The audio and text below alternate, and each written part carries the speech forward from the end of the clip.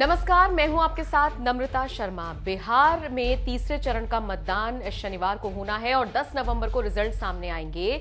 और अब सबसे बड़ा सवाल ये उठ रहा है कि देखिए, पिछले काफी दिनों से हम आपको ये बता रहे हैं और ग्राउंड लेवल पर जो लोग काम कर रहे हैं वो ये बता रहे हैं कि जेडीयू का डाउनफॉल हुआ है, नीतीश कुमार का डाउनफॉल हुआ है, उनकी पॉपुलैरिटी में कहीं ना कहीं कमी आई है, जिसका खामियाजा जेडीयू को भुगतना पड़ सकता है।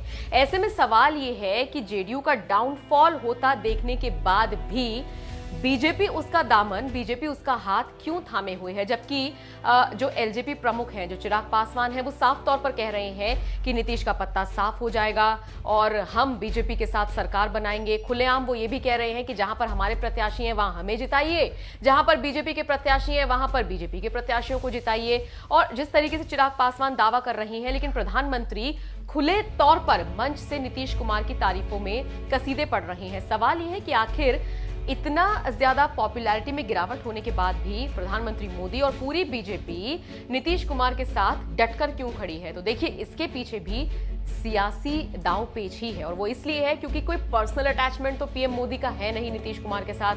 बात दरअसल ये है कि जिस तरीके के मुद्दे आप उत्तर प्रदेश में उठाते हैं, यानी कि बीजेपी उत्तर प्रदेश में उठाते हैं, मसलन राम मंदिर का मुद्दा हो, हिंदुत्व का मुद्दा तो आप पूरे देश में ही उठाते हैं, ऐसा लगता है वो सारी चीजें बिहार की जनता पर असर नहीं करती हैं। बिहार की जनता मुद्दों पर राजनीति करती है और मुद्दों पर राजनीति करने वाले राजनेताओं को ही वो उसकी तरफ ही वो ध्यान देती है। यही वजह है कि हिंदुत्व का कार्ड हो या फिर किसी और इस तरीके का नेशनलिज्म का कोई ऐसा मुद्दा हो, वो बिहार की जनता को ज्यादा अट्रैक्ट नहीं करता है। उनको अट्रैक्ट करता है रोजगार, उनको अट्रैक्ट करता है शिक्षा, स्वास्थ्य।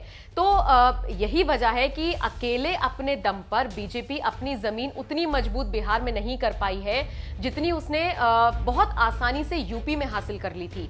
यही वजह है कि बीजेपी ने जेडीयू का दामन थामा हुआ है, क्योंकि नीतीश कुमार की पॉपुलैरिटी एक वक्त पर बहुत जबरदस्त थी। कहा यह जाता है 5 साल उन्होंने सत्ता में रहकर जो काम किया है वो अगले 10 साल से उसी का खा रहे हैं। अब देखिए, उत्तर प्रदेश में 1991 में ही बीजेपी ने अपनी जो 30% जो सीट थी, या मैं कहूं कि 30% जो वोट शेयर था, वो उसने अपना 1991 में ही बना लिया था। लेकिन ये सारी चीजें बिहार में देखने को नहीं मिली हैं। यही वजह है कि जब से जेडीयू के साथ बीजेपी आई है, उसके जो पार्टी को फायदा भी हो रहा है, उसकी पॉपुलैरिटी भी बढ़ रही है, उसके जितने भी दाव पेच हैं वो भी चल रही हैं, सब चीजें कामयाब हो रही हैं। और अकेले जमीन तलाशने से अच्छा है कि अगर वो पार्टी के साथ है, वहां पर अलायंस में है, तो कहा तो यही जा रहा है ना कि सत्ता में है।